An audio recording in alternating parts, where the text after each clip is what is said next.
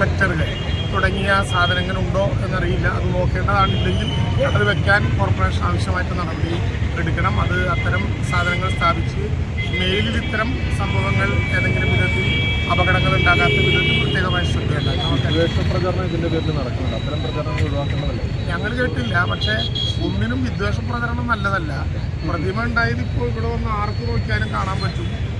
ഡ്രൈവറുടെ ഭാഗത്ത് നിന്നുള്ള ഒന്നുകിൽ ഉറക്കമോ അല്ലെങ്കിൽ ഒരു കൈ മിസ്റ്റേക്കോ പറ്റിയതിൻ്റെ പേരിൽ കയറിയതായിരിക്കും. അങ്ങനെ ഉണ്ടായ സാഹചര്യത്തിൽ അത് പുനഃപരിശോധിക്കാം, അല്ല പിന്നെ പുതുക്കി പണിയാം എന്ന് ട്രാൻസ്പോർട്ട് വകുപ്പ് മന്ത്രി ഉറപ്പുകൂടി നൽകിയ സാഹചര്യത്തിൽ അത്തരം സംഭവങ്ങളൊക്കെ ആവശ്യമില്ലാത്ത പ്രചരണങ്ങളാണ്. അതൊന്നും ഇവിടെ ഓടുന്നതാണ് എന്ന് കരുതാനാകില്ല.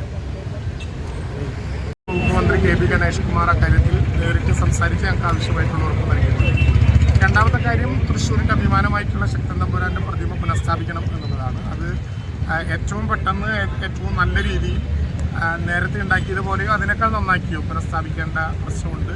സ്വാഭാവികമായിട്ടും വന്നു കയറിയത് കണക്ക് കണ്ട് KSRTCയുടെ ഭാഗത്ത് തന്നെ ഒരു അപകടം ഉണ്ടായിട്ടുണ്ട് എന്ന് മനസ്സിലാക്കിയിരുന്ന ഘട്ടത്തിൽ KSRTC തന്നെ, ട്രാൻസ്പോർട്ട് വകുപ്പ് തന്നെ ആ പ്രതിമ പുനഃസ്ഥാപിക്കാൻ ആവശ്യമായിട്ടുള്ള നടപടികൾ എടുക്കും. അതിനാവശ്യമായിട്ടുള്ള സാമ്പത്തിക ക്രമീകരണങ്ങൾ ഉൾപ്പെടെ അവർ ചെയ്യാം എന്ന് ബഹുമാനപ്പെട്ട ഗതാഗത വകുപ്പ് മന്ത്രി ഫോണിലൂടെ ഞങ്ങൾ സംസാരിച്ചതിനെ തുടർന്ന് ഉറപ്പ് നൽകിയിട്ടുണ്ട്.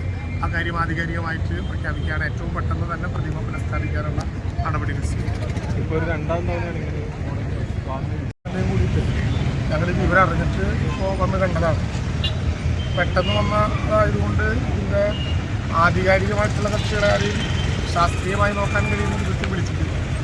സ്വാഭാവികമായിട്ടും ബസ്സിൻ്റെ ഒരു കിടപ്പും പൊതുസ്ഥിതിയും കണ്ടാൽ രാത്രി ഉറങ്ങിപ്പോയതോ ആ വിധത്തിൽ ബാലൻസ് തെറ്റിയതുമായി വന്ന് കയറിയതായിരിക്കും.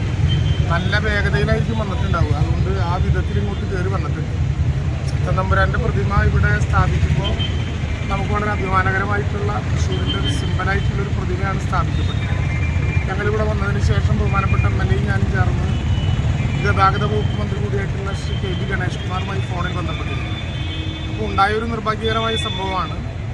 ഏതെങ്കിലും വിധത്തിൽ ഈ വിഷയത്തെക്കുറിച്ച് അന്വേഷിച്ച് വാഹനം ഓടിക്കുന്ന ആളുടെയോ അതുമായി ബന്ധപ്പെട്ട ആരുടെയെങ്കിലോ ഭാഗത്ത് ഏതെങ്കിലും വിധത്തിലുള്ള കുറ്റമുണ്ടെങ്കിൽ കർശനമായിട്ടുള്ള നടപടി അക്കാര്യത്തിൽ കൈക്കൊള്ളും എന്ന് മാത്രമല്ല, ഗതാഗത വകുപ്പിൻ്റെ തന്നെ നേതൃത്വത്തിൽ ഈ പ്രതിമ ഇവിടെ പുനഃസ്ഥാപിക്കാൻ ആവശ്യമായിട്ടുള്ള നടപടികൾ, അതിന് വേണ്ട ആവശ്യമായിട്ടുള്ള സാമ്പത്തിക ഉൾപ്പെടെ ഇവിടെ പുനഃസ്ഥാപിക്കുന്നതിനാവശ്യമായിട്ടുള്ള നടപടികൾ എടുക്കാം എന്ന് ഞങ്ങളോട് ഇപ്പോൾ മന്ത്രി നേരിട്ട് അറിയിച്ചിട്ടുണ്ട്. അപ്പോൾ രണ്ട് കാര്യങ്ങളിൽ പ്രധാനമായും നമുക്ക് കാണാൻ പറ്റുന്നത്, സാധാരണ നിലയിൽ രാത്രി ഓടി വന്നൊരു വണ്ടി എന്ന നിലയിൽ ഒരുപക്ഷെ ഡ്രൈവർ ഉറങ്ങിയതായിരിക്കും. അതുമായി ബന്ധപ്പെട്ട ആളുകൾ ഇത് പരിശോധിക്കും.